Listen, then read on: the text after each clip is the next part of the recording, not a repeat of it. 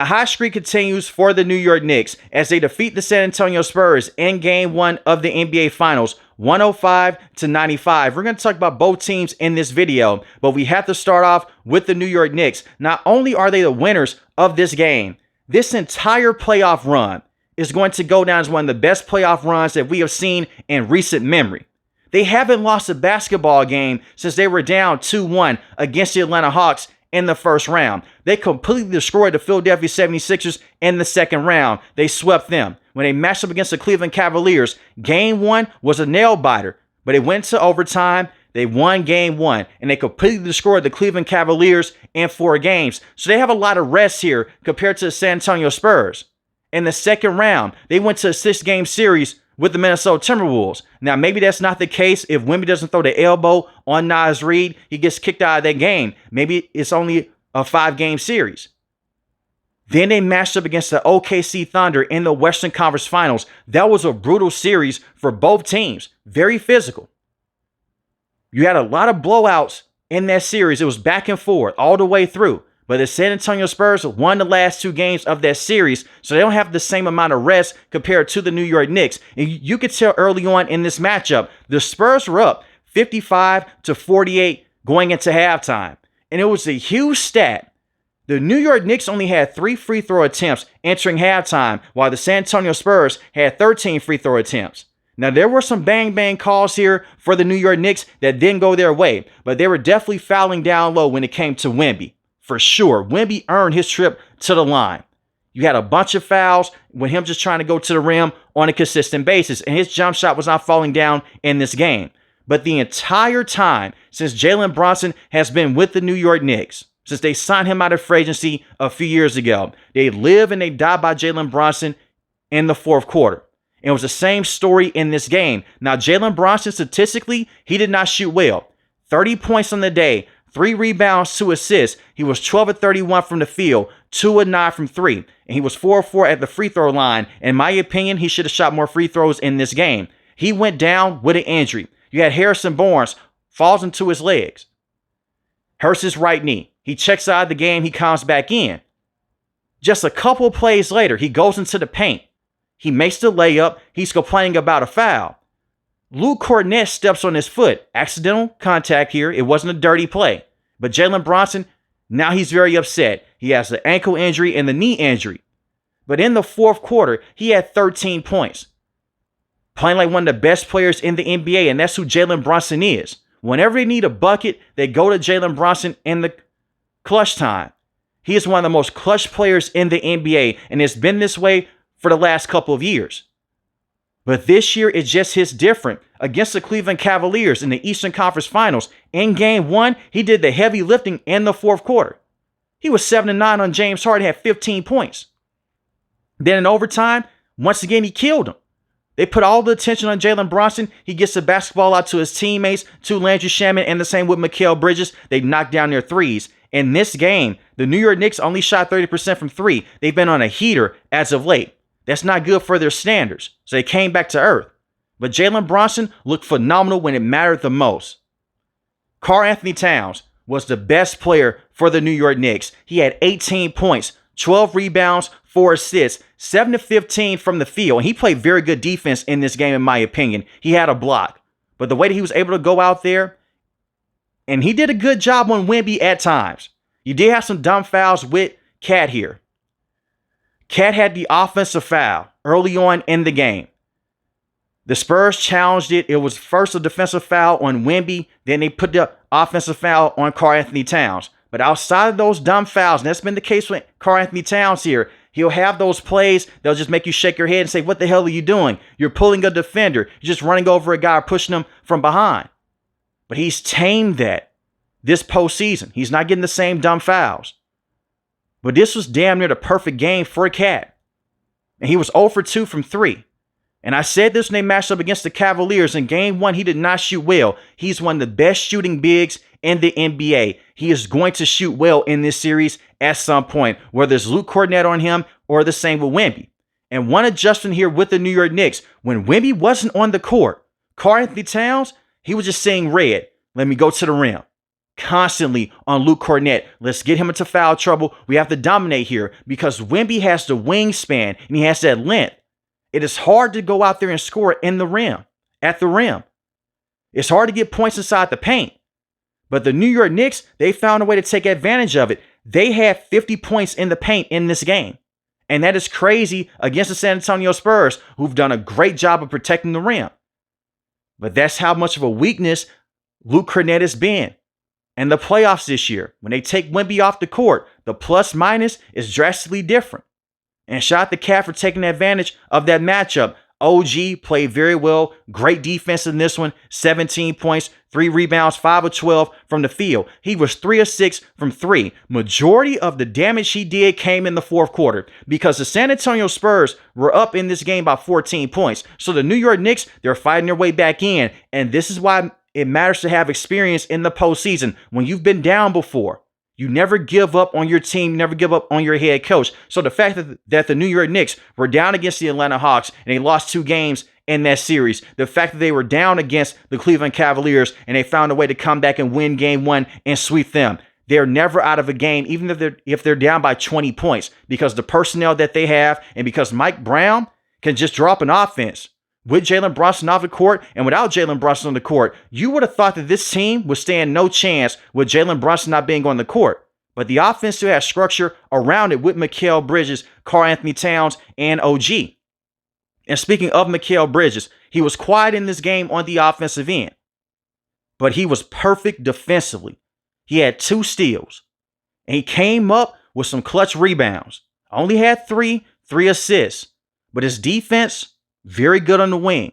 Put a lot of stress on the guards with the San Antonio Spurs and the same with their wings. And that's why you brought in Mikal Bridges for all those first round picks. And Josh Hart did not shoot well. And that's going to be a key here for this entire series with the New York Knicks. Josh Hart has to shoot well.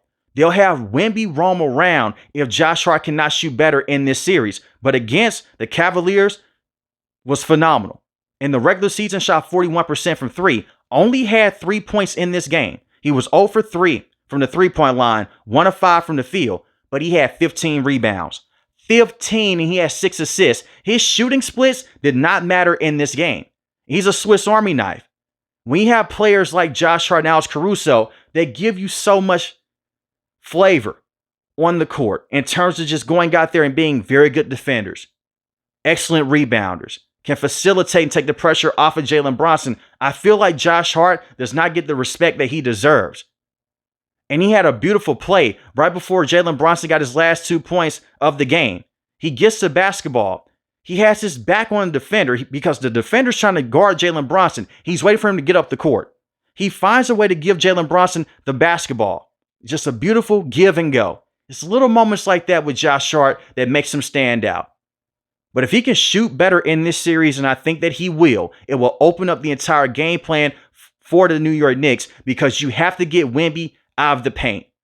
And this is something that Wemby hasn't faced so far this playoff run. Portland, they don't have a very good front court in terms of offensive production. Then he matched up against Rudy Gobert. Rudy Gobert's not a good offensive player. Great defensively, offensively, not even close. Then Chet Holmgren, he was scared to shoot. And Chet Holmgren did not play well in the Western Conference Finals. But you have Karl-Anthony Towns, who's an excellent 3-point shooter. Josh Hart can shoot the 3. The same with OG Mikal Bridges. It's a different team here. And the same with Jalen Brunson. It's a domino effect. When Jalen Brunson gets going, that's when this entire thing can blow up. But when Jalen Brunson isn't shooting well, these players can still step up and help him out. As long as Jalen Brunson can carry his weight in the fourth quarter. And that has been the case with Brunson in his time in New York. The bench players here, Landry Shamet continues to be a red-hot shooter. 5 of 9 from the field, 3 of 6 from 3, 13 points in this game. A big 13 points. Deuce McBride only had 6 points, but he was 2 or 6 from 3. He did his job. He's a volume 3-point shooter. Mitchell Robinson only played 13 minutes. This is very interesting here. Mitchell Robinson is their best defensive center. Now, he cannot shoot free throws worth a lick. Don't expect that. He's a terrible free throw shooter. But he has a pinky injury. He looked fine out there. And that's something to monitor because you get more rest in the NBA Finals than you regularly would in the Western Conference Finals, Eastern Conference Finals, or in the second round because the games are spaced out. So they have 48 hours here to figure things out. So for Mitchell Robinson's sake, you just hope that the pinky gets better. He's not a shooter. He's an excellent rebounder, excellent defender.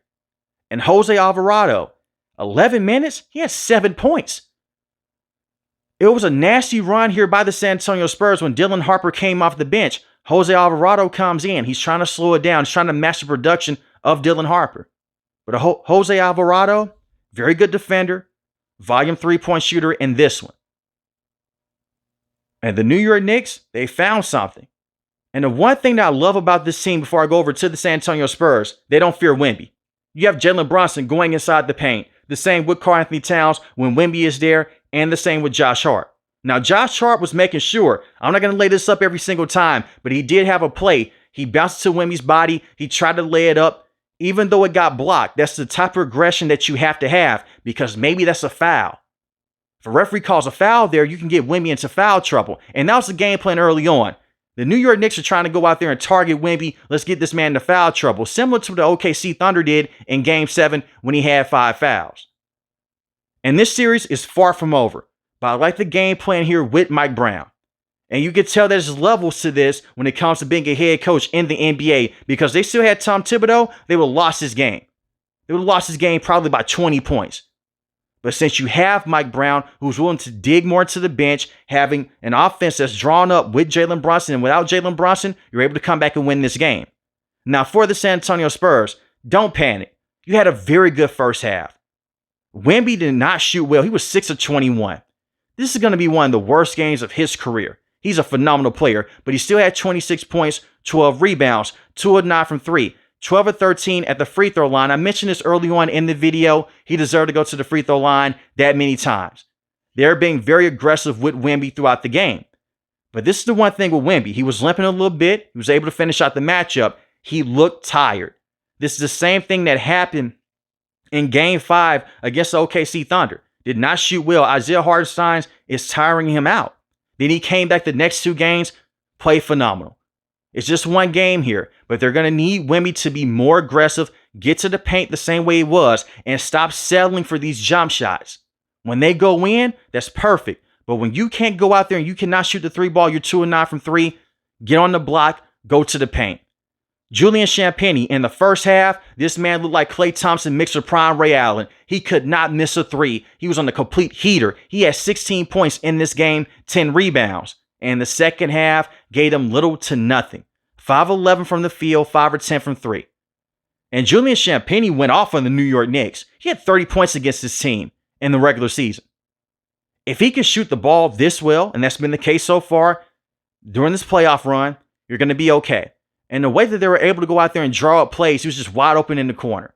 That's something that the New York Knicks had to watch out for, because when Julian Champagnie is on. He's easily their best 3-point shooter. But that's where it ends with 3-point shooting. The Spurs shot 25% from 3. De'Aaron Fox played well in Game 7 against OKC.